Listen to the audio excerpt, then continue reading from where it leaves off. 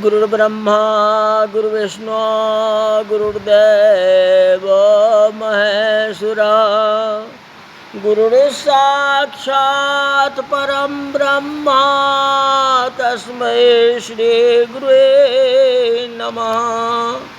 आज की कथा गूढ़हुतात्वन साधु दुरावही आरती अधिकारी जह पावही। गूढ़ से गूढ़ तत्व को साधु छिपाते नहीं। जब सच्चा अधिकारी एवं जिज्ञासु प्राप्त होते हैं तो साधु सब कुछ बता देते हैं। साधु के पास में छल कपट नहीं होता, जो असली साधु है। शिव जी मन ही मन हंसते हुए कहते हैं कि देवी, प्रश्न पूछने में ही आपने मुझे सारा रामायण सुना दिया। मतलब आपको राम कथा की जानकारी है।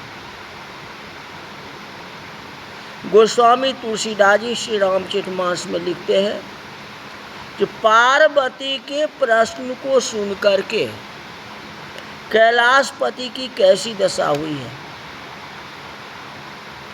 जैसे जैसे प्रश्न सुनते गए वैसे वैसे शिव जी के हृदय में रामचरित की उत्पत्ति होने लगी। नेत्र सजल बन गए, भावावेश में शरीर पुलकित हो गया। क्षणिक देर के लिए शिव जी अंतर्मुख बन गए। भगवान को पर ध्यान चला गया, राम जी को पर ध्यान चला गया। मगन ध्यान रस डांड जुगा पुनि मन बाहिर के रघुपति चरित्र महेश तब हर्षित वरने लीन। जो कथा कहनी थी इसलिए उन्हें बहिर्मुख होना पड़ा, अंतर्मुख नहीं होना पड़ा। क्योंकि मगन ध्यान रस दंड जुगा का ध्यान में आ जाते हैं तो पिछली बारी बात हो जाती है। पीछे कहते हैं बीते संवत सहज सतासी अतः जी समाधि सम अविनाशी। तो फिर इनकी समाधि लग जाती है तो कथा कौन करता। तो अंतर्मुख होने से कोई फायदा नहीं। अभी तो उनको कथा करना है, इसलिए बहिर्मुख होना पड़ा। जो मन भीतर जा रहा था उसे शिव जी ने जबरदस्ती बाहर निकाला। वे रघुवीर के चरित्र के वर्णन करने के लिए बिल्कुल बाहर तैयार हो गए। प्रथम निवेदन मानस में लिखा है, झूठे हुसत जाहि बिनु जाने अजिमि भुजंग बिनु रज पहचाने। अजहि जाने जग जाए हेराई जागे जथा सपन भ्रम जाए। बंदहु बाल रूप सोई रामो सब सिद्धि सुलभ जपत जिस नामो। अपने वक्तव्य का उद्घाटन शिव जी ने बहुत सुंदर तरीका से किया। कहते देवी, जिसे बिना जाने झूठ सच्चा लगता है, झूठे हूँ सत्य जाहि बिनु जाने। दुनिया का एक तत्व ऐसा है जिसकी जानकारी के बिना दुनिया का असत्य सत्य लगता है। जिस प्रकार रोशनी के अभाव में मानव को रस्सी सर्प दिखलाई पड़ता है और रोशनी होने पर मालूम होता है कि वह सर्प नहीं रस्सी है, इसी प्रकार हे देवी, उस तत्व को न जाना हो तब तक असत्य ज्यादा सत्य लगता है। वह जानने के बाद संसार की सभी भ्रांति टूट जाती है और वह तत्व है राम, जिससे लेने से न घट सके या न जिसके बढ़ने से वृद्धि हो सके। वह राम परमात्मा है। उस परमात्मा राम का मैं पूजन करता हूँ। बंदहु बाल रूप सोई रामू, उनके बाल रूप को मैं वंदना करता हूँ। मंगल भवन मंगल हारी, द्रवहु सो दशरथ अजिर बिहारी, करि प्रणाम राम ही त्रिपुरारी,